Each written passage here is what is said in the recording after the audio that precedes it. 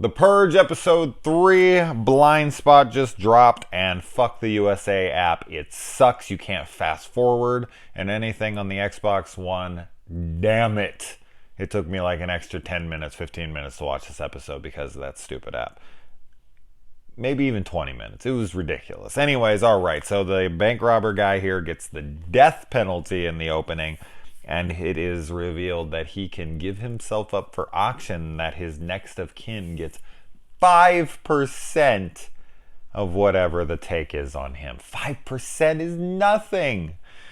Man, I was like, that's rough, man. That's totally rough. So I'm assuming he can sell himself to, some rich family or some place, but you go to police auctions for freaking like $500 cars. You go to police auctions to get shit at a discount because they're gonna go there and be like, yeah, I mean, you're gonna kill him tomorrow, so I'll give you $20.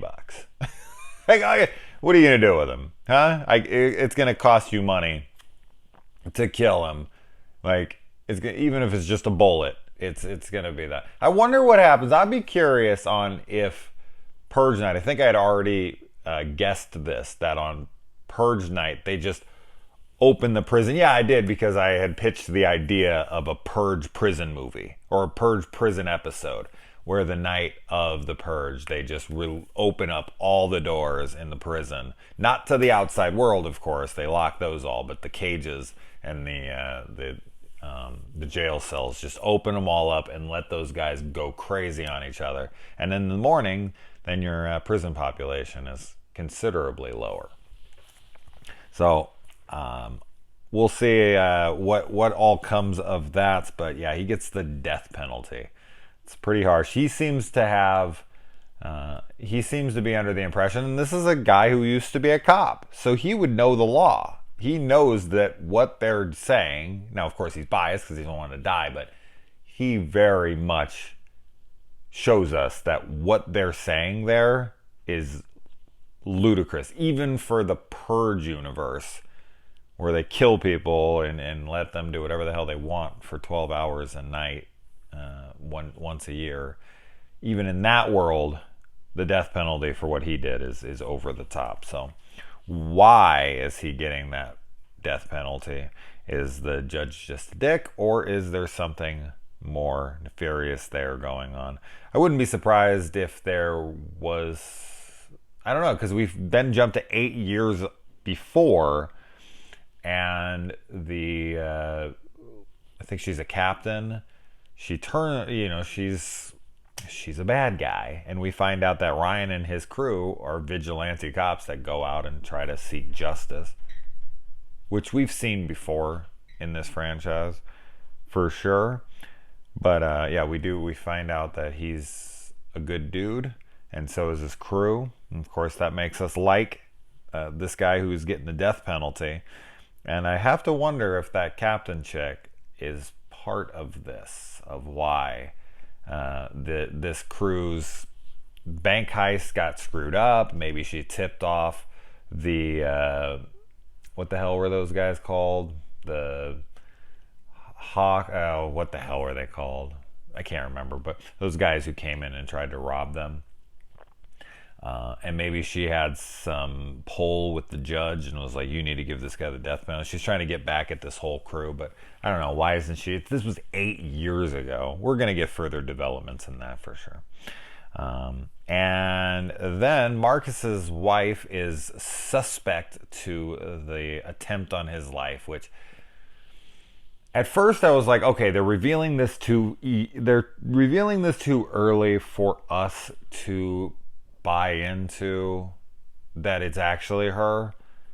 But then when he opens up her phone, he leaves it open, and he leaves it open with the tracking thing still on the screen. And she just takes the phone and pops it in her purse and leaves. And so then he follows her, and it's like, oh, nothing to see here. She's just going to this Purge meeting for survivor's, guilt or whatever. And she's like, oh, what a wonderful woman. I'm going to cook her dinner. All is well. Bullshit. I don't buy it. I don't buy it. She was on to him and she led him there and then tricked him. It's still her.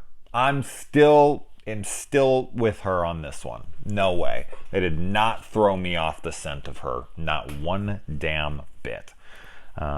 We've got Ben's PTSD in this, which I didn't know if it would escalate this quickly, but he goes to try to kill an animal, which I was like, oh man, if Ben does that, that's gonna make me like him a whole lot less. But he can't do it, and then he goes to a strawberry farmer, and this guy, I don't know if this guy duped him or not. I rewound the footage. That's why the USA app was screwing up on me, because I wanted to rewind the footage to see if he actually gave him a $20 bill or if it was a 10.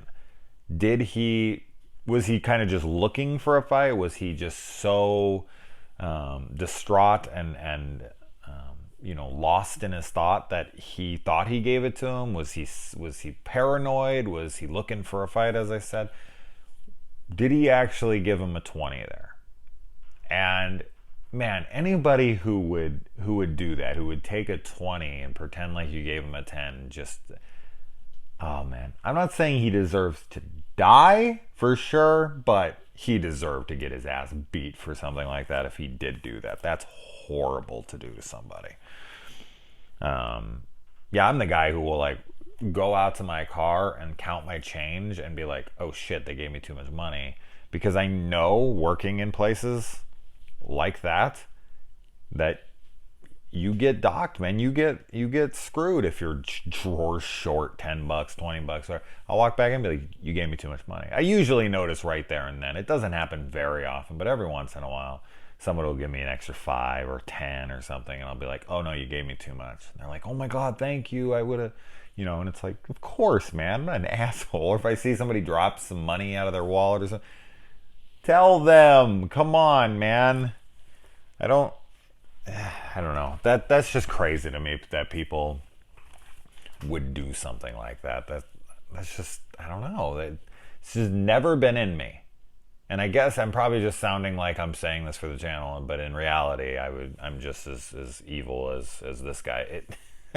No, it's not true. It's just, yeah, I don't understand how people could be like that. That's crazy to me. Anyway, and the funny thing is, I don't even believe anything. I don't believe in karma. I don't believe in shit.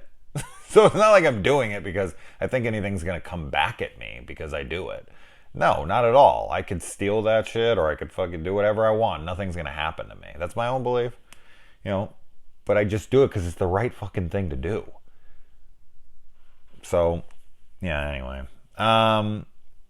And, yeah, I like that Ryan kind of has that, his whole crew has that, they're the only ones that won't be bought. Because he's like, how many cops you got working for you? And she's like, only the smart ones. And it's like, well, he's a good one. And in that moment, it's like, well, they're not very good at what they do because they let his buddies, which you should have known were there, sneak up behind them. Where were your other cops? Like, the other dudes should have walked in behind them. But nope. And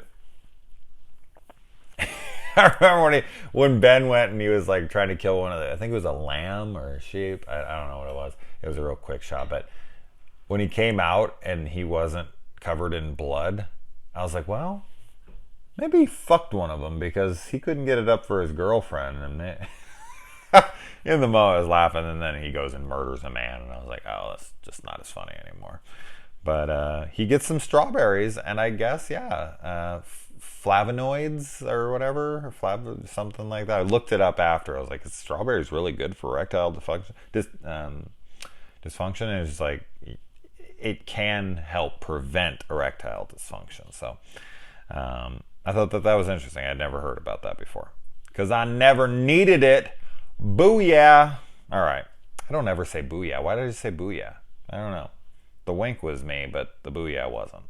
Now I'm just embarrassed. I'm going to not edit that out because I don't do that. All right. Moving on so that I don't cry. Yeah, I already said all that shit. And I like that the bank flies the money around. up in these planes. They take them up and they just fly them around on Purge night so that no one can get at the money. I thought that was a really inventive thing. I feel like you could just fly over into Canada or fly over into Mexico really quick so you don't just have to circle. But you know what? They stay up in the air so no one can come after them. And I'm curious on if U.S. territories also are involved in the Purge. Did they ever talk about that? I don't know. Anyway. And yeah, I mean, Ben comes clean to his girlfriend here about the killing on Purge night. And then they have the Vegas saying, whatever happens on Purge night stays on Purge night. Then Ryan confronts Esme. And I think what's going to happen there is I think they're going to start working together. I think that Ryan's going to use his cop skills to help her figure out what's going on with that case of her friend that's dead. And as I had said previously, I'm still completely on board with this whole idea that her friend was studying people who have been in the Purge and that it does not work. It makes them more violent. And this kind of evidence would be crippling to the new founding fathers, Purge.